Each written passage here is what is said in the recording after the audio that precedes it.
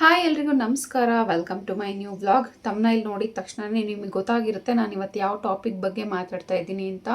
ಹೌದು, ನನಗೆ ಹಲ್ಲು ನೋವು ಸ್ಟಾರ್ಟ್ ಆಗಿದೆ. ನಿಜವಾಗ್ಲೂ ಹಲ್ಲು ನೋವು ಮಾತ್ರ ಬರಬಾರ್ದು, ಯಾವ ನೋವು ಬೇಕಾದ್ರೂ ತಡ್ಕೋಬೋದು. ಈ ಹಲ್ಲು ನೋವು ಇದೆಯಲ್ಲ, ಒಂಥರ ಈ ಸೈಡ್ ಪೂರ್ತಿ ಏನೋ ಒಂಥರ ನೋವ್ತಾ ಇರುತ್ತೆ, ಏನೂ ತಿನ್ನೋಕ್ಕಾಗಲ್ಲ, ತಿನ್ನೋಕ್ಕೆ ಬಾಯಿ ಓಪನ್ ಸಹ ಮಾಡೋಕ್ಕಾಗಲ್ಲ ನೀಟಾಗಿ. ಹಂಗಾಗ್ಬಿಟ್ಟಿದೆ ಲೈಫಲ್ಲಿ. ನನಗೆ ಇಷ್ಟು ವರ್ಷ ಆಗಿದೆ, ಒಂದು ದಿನಕ್ಕೂ ಕೂಡ ನನಗೆ ಹಲ್ಲಲ್ಲಿ ಕ್ಯಾವಿಟಿ ಆಗಿದೆ ಅಥವಾ ಹಲ್ಲಿಂದ ಏನೋ ಒಂದು ಪ್ರಾಬ್ಲಮ್ ಅಂತ ಒಂದು ದಿನಕ್ಕೂ ಹಾಸ್ಪಿಟಲ್ಲಿಗೆ ಹೋಗಿಲ್ಲ.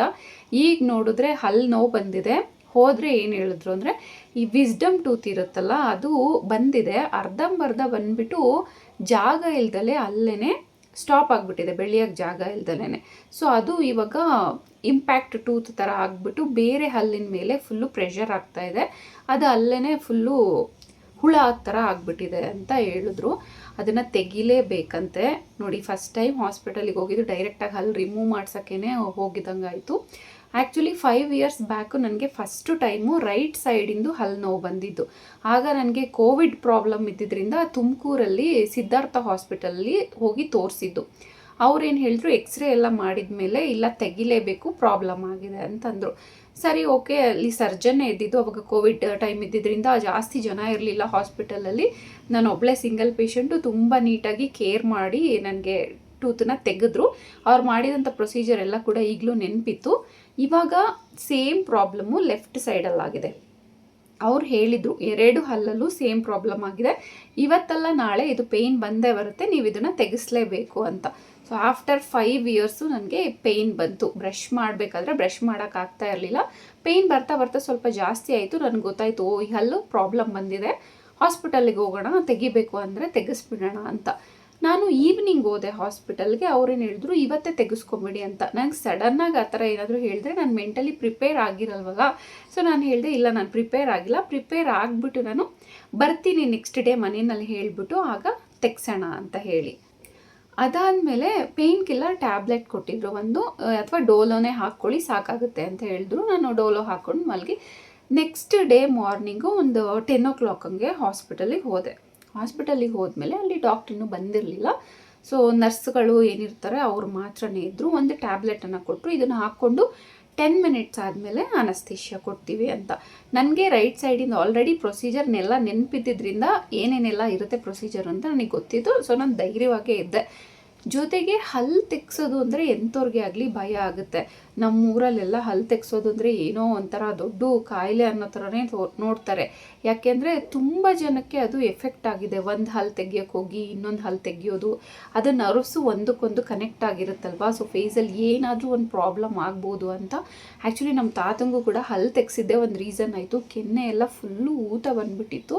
ನನಗೂ ಸ್ವಲ್ಪ ಭಯ ಆಯಿತು. ಹಲ್ಲು ತೆಗ್ಸೋದು ಅನ್ನೋ ವರ್ಡ್ ಕೇಳಿದ್ರೇ ಭಯ ಆಗುತ್ತೆ. ಬಟ್ ಇವಾಗ ಟೆಕ್ನಾಲಜಿ ಎಲ್ಲ ಜಾಸ್ತಿ ಇಂಪ್ರೂವ್ ಆಗಿರೋದ್ರಿಂದ ಅಷ್ಟೊಂದೇನು ಭಯ ಆಗಲಿಲ್ಲ. ಹೋದೆ, ಒಳಗಡೆ ಹೋಗಿ ಕೂತ್ಕೊಂಡೆ.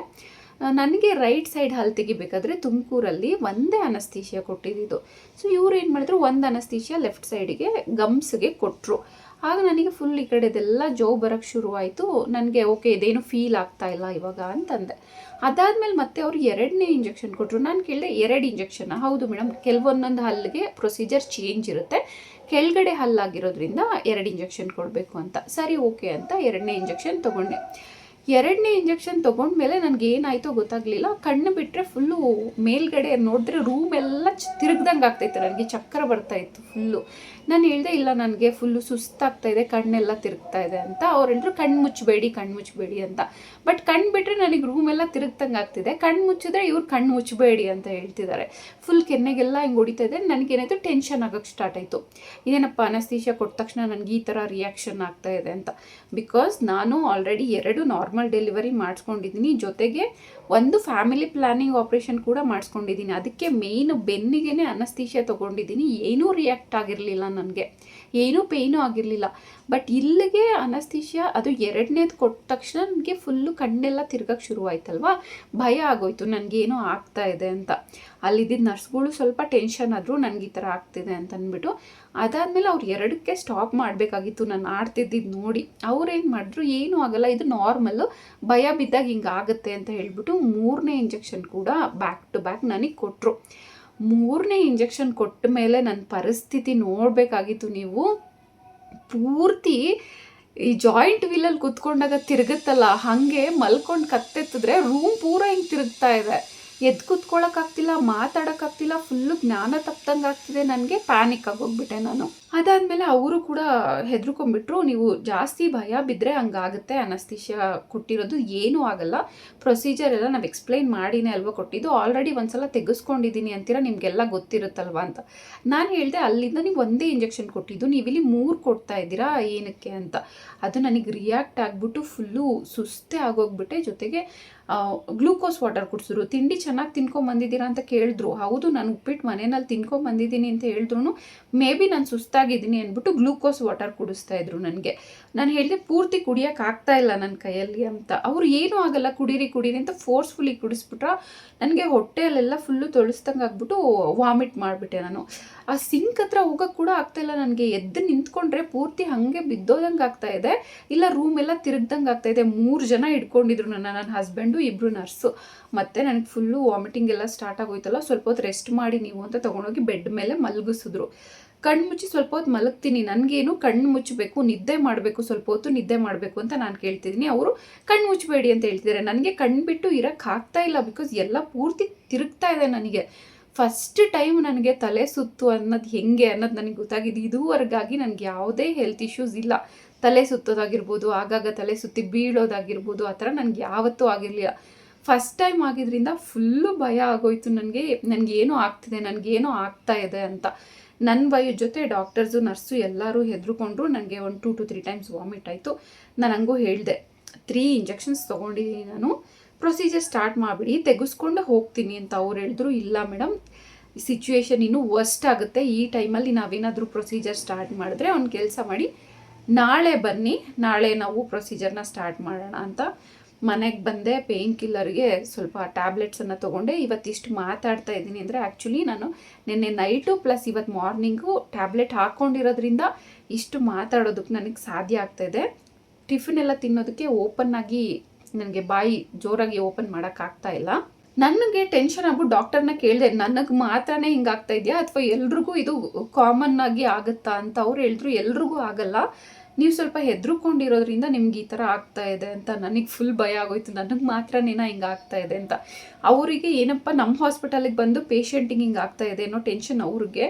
ನಾನು ಯಾವ ಹಾಸ್ಪಿಟಲಿಗೆ ಬಂದಪ್ಪ ನನಗೆ ಈ ಥರ ಎಲ್ಲ ಆಗ್ತಾ ಇದೆ ಅನ್ನೋ ಟೆನ್ಷನ್ ನನಗೆ. ಆ ಹಾಸ್ಪಿಟಲ್ ಸವಾಸನೇ ಬೇಡ ಅಂತ ಅನ್ನಿಸ್ಬಿಡ್ತು. ಬಟ್ ತುಂಬ ಚೆನ್ನಾಗಿ ಕೇರ್ ಮಾಡಿದ್ರು. ಅನಸ್ತೀಶಿಯಾ ಕೊಟ್ಟಿದ್ದು ನನಗೆ ಪೇಯ್ನ್ ಆಗಲಿಲ್ಲ, ತುಂಬ ನಿಧಾನ ಕೊಟ್ಟರು. ನಾನು ಇಂಜೆಕ್ಷನ್ ಅಂದರೆ ಭಯ ಬೀಳ್ತೀನಿ ಅಂತ ಗೊತ್ತಿದ್ರು ಕೂಡ ಪೇಯ್ನ್ ಆಗಲಿಲ್ಲ. 3 ಇಂಜೆಕ್ಷನ್ ಕೊಟ್ಟಿದ್ದು ಸಹ ನನಗೆ ಗೊತ್ತಾಗಲಿಲ್ಲ. ನನಗೆ ಆ ಇಂಜೆಕ್ಷನ್ ರಿಯಾಕ್ಷನ್ಗೆ ಹೇಗೇಗೋ ಆಡೋಕ್ಕೆ ಸ್ಟಾರ್ಟ್ ಮಾಡಿದೆ ನಾನು. ನನಗೂ ಭಯ ಆಯಿತು, ಅವ್ರಿಗೂ ಸ್ವಲ್ಪ ಟೆನ್ಷನ್ ಆದರು. ನಾಳೆ ಬನ್ನಿ ಅಂದರು. ಆ್ಯಕ್ಚುಲಿ ಇವತ್ತು ಹೋಗಬೇಕಿತ್ತು, ನನ್ನ ತಂಗಿ ಮದುವೆ ಇದೆ ನೆಕ್ಸ್ಟ್ ಮಂತು. ನಮ್ಮ ಆಂಟಿ, ನನ್ನ ತಮ್ಮ, ನಮ್ಮ ಮಾವ ಎಲ್ಲರೂ ಕೂಡ ಕಾರ್ಡ್ ಕೊಡೋದಕ್ಕೆ ಬರ್ತಾ ಇದ್ದಾರೆ. ಅವ್ರ ಮನೆಗೆ ಬರೋ ಟೈಮಲ್ಲಿ ನಾನು ಹಲ್ಲು ಕೀಳಿಸ್ಕೊಂಡು ಮಾತಾಡೋಕ್ಕೂ ಆಗ್ದಿಲ್ದಂಗೆ, ಬಂದವ್ರನ್ನ ಮಾತಾಡ್ಸೋಕ್ಕೂ ಆಗ್ದಿಲ್ದಂಗೆ, ಆ ಥರ ಸಿಚುವೇಶನ್ ಏನಕ್ಕೆ ಅಂದ್ಬಿಟ್ಟು ನೆಕ್ಸ್ಟ್ ಡೇ ಹೋಗಿ ಅಥವಾ ಬೇರೆ ಹಾಸ್ಪಿಟಲ್ಗೆ ಹೋಗೋದು, ಅವ್ರ ಹತ್ರನೇ ಹೋಗೋದನ್ನ ಡಿಸೈಡ್ ಮಾಡಿಲ್ಲ. ಬಟ್ ನೆಕ್ಸ್ಟ್ ಡೇಗೆ ಪೋಸ್ಟ್ಮಾರ್ಟಮ್ ಮಾಡ್ಕೊಂಡಿದ್ದೀನಿ. ಅದು ತುಂಬ ವರ್ಸ್ಟ್ ಆಗಿಬಿಟ್ಟಿದೆ ಇವಾಗ ಆಲ್ರೆಡಿ.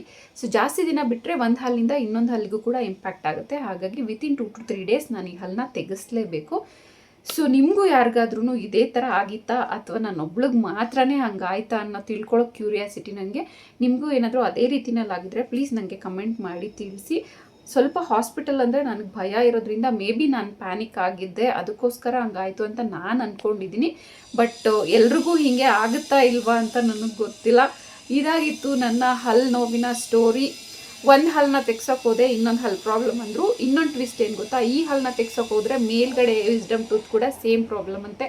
ಅದನ್ನು ಕೂಡ ಇವತ್ತಲ್ಲ ನಾಳೆ ಯಾವತ್ತಾದರೂ ಒಂದಿನ ತೆಗೆಸಲೇಬೇಕಾದಂಥ ಪರಿಸ್ಥಿತಿ. ಮೇ ಬಿ ಹಾಗೆ ಹೋಗ್ತಾ ಹೋಗ್ತಾ ಇರೋ ಬರೋ ಹಲ್ಲನ್ನೆಲ್ಲ ತೆಗೆಸ್ಕೊತೀನೋ ಏನೋ ನನಗೆ ಗೊತ್ತಿಲ್ಲ.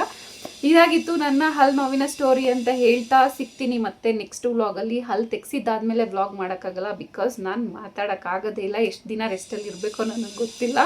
ನನಗೊಂದು ಸ್ವಲ್ಪ ಏನಾದರೂ ನೋವಾದ್ರೂ ಜಾಸ್ತಿ ಫೀಲ್ ಮಾಡ್ಕೊತೀನಿ ನಾನು. ಹಾಗಾಗಿ ಇವತ್ತೇ ವ್ಲಾಗ್ ಮಾಡೋಣ ಅಂಥೇಳಿ ಮಾಡ್ತಾಯಿದ್ದೀನಿ.